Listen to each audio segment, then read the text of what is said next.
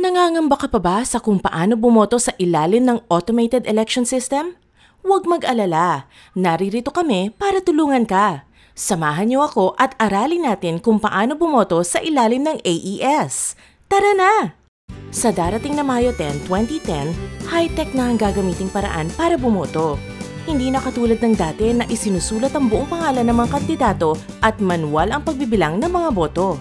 Sa ngayon, makina o ang tinatawag na Precinct Count Optical Scan o PCOS ang gagamitin upang basahin at bilangin ang balota at electronic na rin ang pagpasa ng mga resulta mula sa mga presinto. Ngayon pa lang, maaari ka nang pumunta sa iyong lokal na COMELEC upang hanapin ang inyong pangalan at presinto sa listahan ng mga rehistradong botante. At sa araw mismo ng botohan, pumunta sa inyong presinto sa pagitan ng alas 7 ng umaga hanggang alas 6 ng gabi. Paano nga ba ang pagboto? Parang nakakalito. Madali lang yan. Ito ang 5 easy steps para makaboto. Una, magpakilala sa BEI or sa Board of Election Inspectors.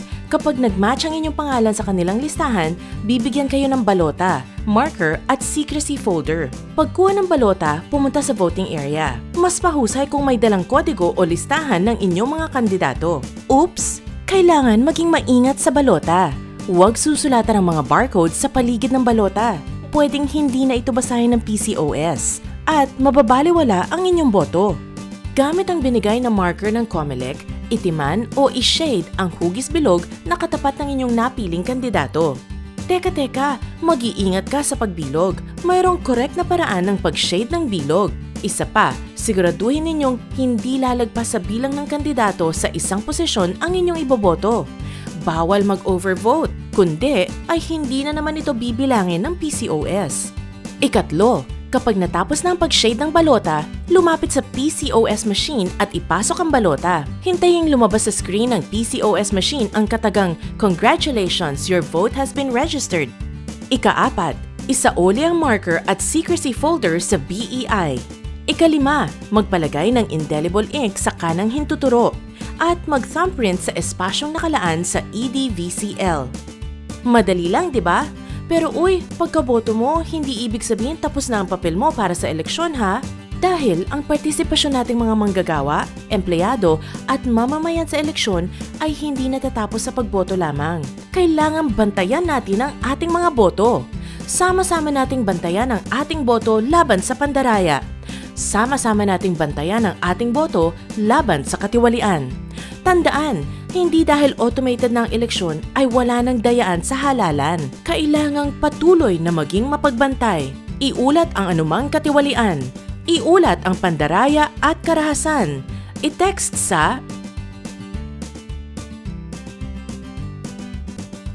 Para sa karagdagang kaalaman, maaaring pumunta sa www.we-watch.net. Mag-volunteer na sa WeWatch!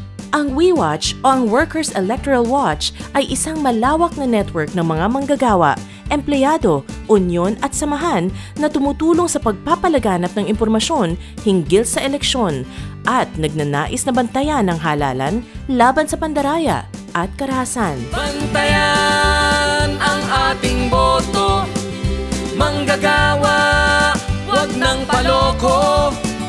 Bantayan ang ating boto, pangalagaan ang ating karapatan. Pangalagaan ang ating karapatan.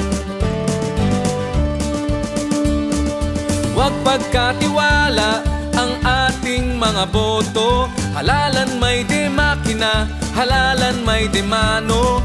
Mga mandaraya, lagit-laging gagawa ng paraan.